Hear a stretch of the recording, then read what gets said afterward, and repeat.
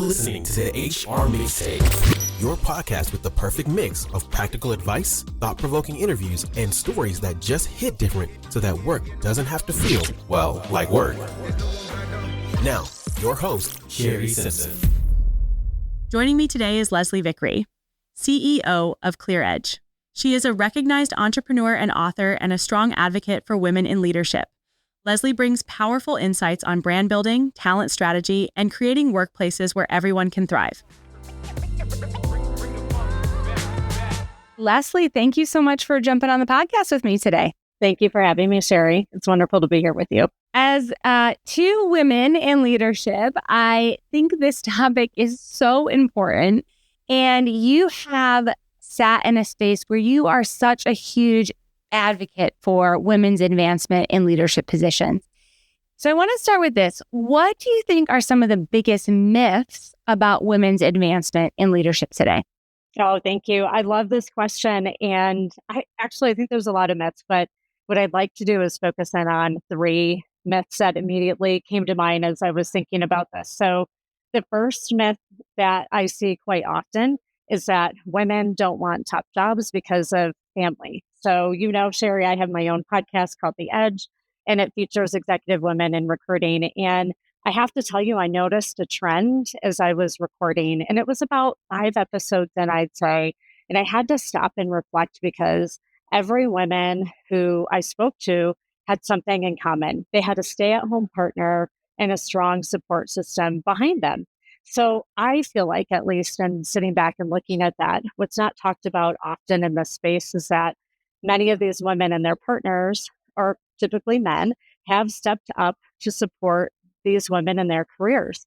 But we still haven't normalized that. So there's this default that it's the women who will pause or pull back, and that families should do, I believe, what's best for them without judgment. So I still hear things, Sherry, which I can't believe, things like, oh, she's getting married. We know what's next, a family, and she'll be checked out.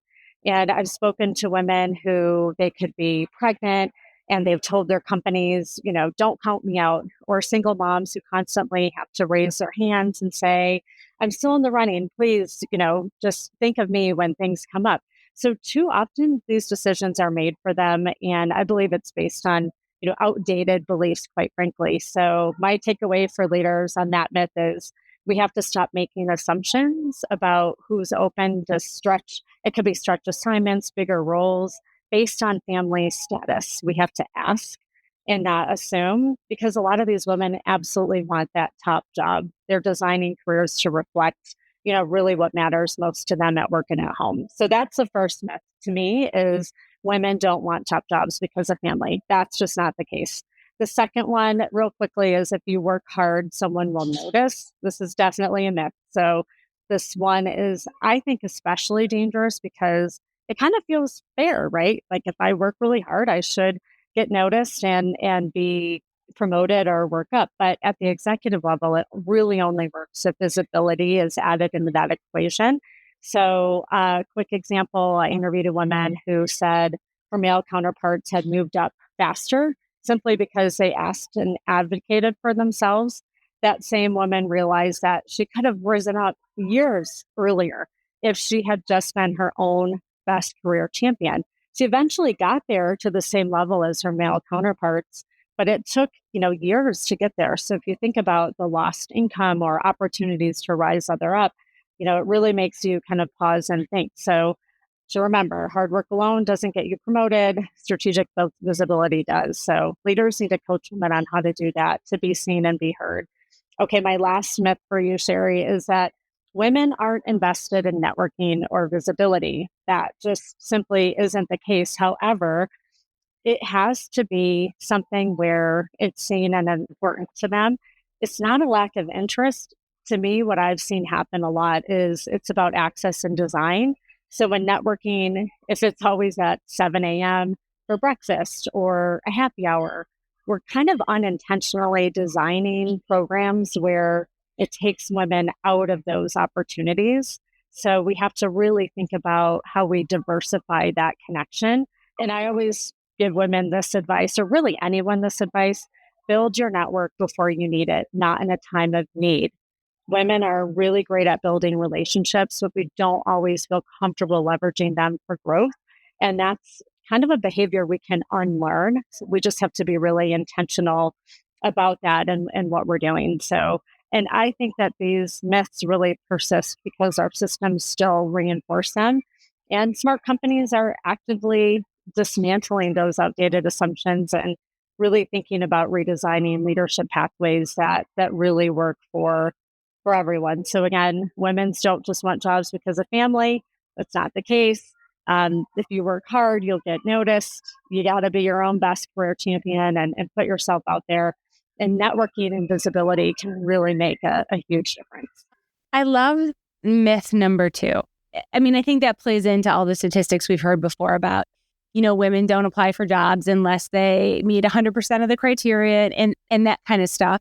And I saw this post on LinkedIn just yesterday. Somebody that I respect, admire, is consistently on, top 100 lists of tech influencers. And he's redoing his home. And he put a quote on his wall that says, "Stop sucking," and then his name. And he posted this on LinkedIn. And I thought, my first gut reaction to it was like, wow, that was pretty brazen. I know this person, and they're actually a genuinely amazing human being, create really great connections. And I think my gut reaction to it is because I don't see women. They take a very humble brag approach to things instead of really standing in and championing themselves and the work that they've done and say like, yeah, I'm really excited about this thing I accomplished or this thing I'm doing or this award I got. And I want to tell other people about it because I want people to understand that you can get there too. Really love, let's break that myth number 2, because that's so true. Like, there are so many ways that we can show up if we're coached and given the right tools and space to do that. And in it, we're taught it's not okay to say I, but really it is okay to say I. You have to put yourself out there. There's one of my favorite books on this topic is How Women Rise. And there are 12 different traits that hold women back. And what you just described is one of the 12 that we have to self-advocate for ourselves. I always say, if I'm not my own best champion, who's going to be and why should they be? I have to believe in myself first and foremost and put myself out there all the time. It's not saying that my team isn't great and it didn't take other people and I'm pointing at my whole team like, Abby Wambach, it's you. It is, but it's also me. And, if I want to move up, I have to put myself out there.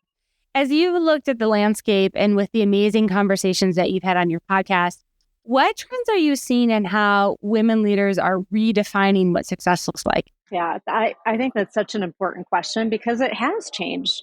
I know for myself, I've witnessed a complete fundamental shift in what I'm hearing from talking to different women, over the past several years. And what I like to say, Sherry, is I think that we're starting to move from no longer chasing someone else's definition of success.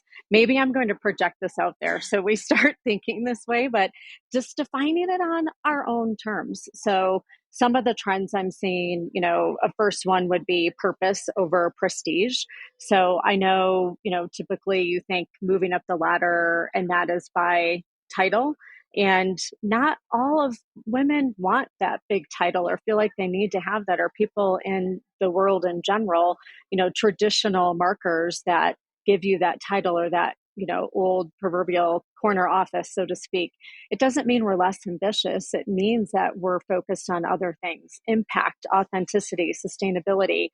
I literally had a call from a leader this week. Yesterday, I was chatting and we were talking about that, and they said, I'm kind of over this type of company. I really want that type of company. And it was impact, that authenticity and sustainability. So really focusing in on that purpose over prestige. The other thing is, and this one I think is really important, a second trend would be challenging the flexibility penalty. And let me explain what I mean by that. And I'm really curious to hear your opinion on this one. So I have seen a lot of my friends who are in the C-suite accept less compensation in exchange for flexibility. And I feel like that trade-off really contributes directly to pay inequities a lot of times. And we have to challenge that kind of internal narrative that we think that I'll take less than I'm worth. This is basically what you're saying to yourself, because I need that flexibility. Now, I have to tell you, when we reach out to men about roles, they almost always ask about compensation before they'll have a conversation about the role. Hands down. Women ask about everything but compensation and then hesitate when we're, about to negotiate a pay and so forth. So I would say, to challenge that thinking, you deserve to be paid for the role, the results, and the value you bring. Full stop. Take that kind of flexibility piece, off the table. And then the third trend I would mention is just leading without pretending. And this is redefining success. I don't know, Sherry, how many people you've heard say, I needed to act like a man when I walked in the room, and they feel proud about it, that this is something they had to do. We have to let go of the idea that we lead like someone else. And recently, I live in Breckenridge, Colorado, and Summit County women of the Summit had this fantastic event. And there was this high-ranking woman in fire protection on a panel last week that I went to. And she's often the only woman on the job site. And in fact, she's running the site. So imagine any sign of a fire here, they put together a plan and go out.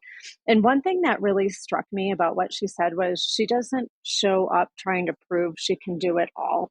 And as you can imagine, in that role, it takes a lot of different strengths to do things. But she said she leads with purpose and she asks for help when she needs it. So she didn't show up, like, I am like a man and I am strong and I can do these different things. She saw it not as a weakness, but as a strength, and then expected that from her team as well. And one last thing I'll say, and this is personal for me, is I have been told, and again, this is one you may have heard about, and then I'll kind of stop and I want to hear your feedback on this, but I'm so passionate about these topics, not to cry at work. I have to tell you, though, as a CEO, when I'm addressing the company and in all hands, I find myself, I choke up during town halls. If we're all in collective pain, feeling something, I look out and I see my team hurting. I can't help but feel it too. And you know what, Sherry? Sometimes I hurt. I'm human, and my team needs to see that way too. And I don't take it as a lack of strength on my side. I find it's really connection and builds that trust. And I guess finally, the last thing would be balance to grace, and that's giving myself grace in those moments. We talk about work-life balance, and some days I'm thriving at work and dropping the ball at home, or other days I'm really crushing it at home, but work's struggling. Some days I've got it. Both are great, and that is fantastic. And that is okay. I'm trying to teach myself not to ruminate on that and to give myself more grace. And the more I talk about it, the more human I seem, and the more I can show up fully to what I'm doing. So I don't know. I think there's a lot of trends. What do you think? What's your reaction to those, and anything that I didn't cover? I wrote down a lot of notes as you were talking, actually. A couple of things. I'll start with emotions. This is something I have talked about on the podcast before, my own journey and the concept of female emotions at work. And I came to the conclusion, several years back, that our definition of emotional is usually linked to crying, which is usually a trait that we see in those that I identify as female. And the reality is, emotions in general, when they're heightened, show up in different ways for different people. If you have a identifying male who starts to yell and scream and pound their fist, that's an emotion, right? But we look at that and go, oh, wow, that they're angry or they're powerful or whatever. And we look at the emotion, of crying that's weak. It's just an emotion. They're both emotions. They come out differently. So, kind of divorcing myself from labeling an emotion and understanding the passion behind it has really helped kind of reframe that. And like you said, when you get up in front of your team and you're speaking from the heart and you get emotional, that's because you're speaking from the heart, right? It has nothing to do with how it's manifesting. So I love that. I think that's really important. The other thing you talked about was purpose over prestige. I feel this one in my core when it comes to public speaking. I do a lot of public speaking. And when I first started, I would stress probably more about what I was going to wear on stage than actually the content that I was delivering, because I felt like I had to show up a certain way. And the reality is, nobody's going to remember what you wore on stage. I mean, granted, if you come in looking disheveled, that's a whole different topic. But, I wear gym shoes on stage with my dresses. I don't wear heels. I'm not comfortable in them. And so kind of getting out of that idea of how do I bring purpose to my discussion and not focus on this prestige piece really changed my interaction with the audience. I was able to connect so much deeper by not worrying about that kind of stuff. So I love that. And then the last one around flexibility, I think it's really good to highlight, how women do need to lean into compensation and those negotiations up front. And I think what I've observed anyways, the difference is that men assume the flexibility is there at that level. They're not asking for it. It's already baked into what they think they're signing up for. And if they didn't get it as they got into the role, they would bring it up and be like, what do you mean I don't have flexibility at this level? Like, I'm doing my job, I'm meeting, like, there are some things we just need to start assuming that we have access to, that we've earned it. We don't have to justify it, or we don't have to defend ourselves to get it. So agree with all those things. And I've definitely heard the, show up like a man stuff before. And there's a speaker that I have gotten to know over the years. His name's Jeff Harry, and he focuses in this space about bringing play to work. But he talks about the concept of masculine traits and feminine traits. And I think that's such a great way to anchor ourselves into what traits are going to work best in the moment and in the environment and in the things we are doing, instead of I have to show up like a man. There are some traits we need to lean into, but that doesn't necessarily mean showing up as a man. It means picking the right traits for the moment. Right. Yeah. And at the end of the day, be yourself. And yeah. And culture's table stakes on the flexibility piece that should just, in today's world, a lot of companies do have that. Some are moving in different directions, but you should be asking that. It should not relate directly to your compensation. I agree. When you think about women and their growth journey to leadership, I have heard this concept over and over again: mentorship and sponsorship. And let's be real, it sounds good on paper. It does. It sounds good on paper. It's really hard sometimes to pull that off as a female, finding somebody who is willing to do that for you, both from men and women. I got to tell you that I've had a handful of female leaders who have not been great mentors. And so that's complicated. What are you seeing? How does that look like in organizations that are doing it right and are high performing? Right.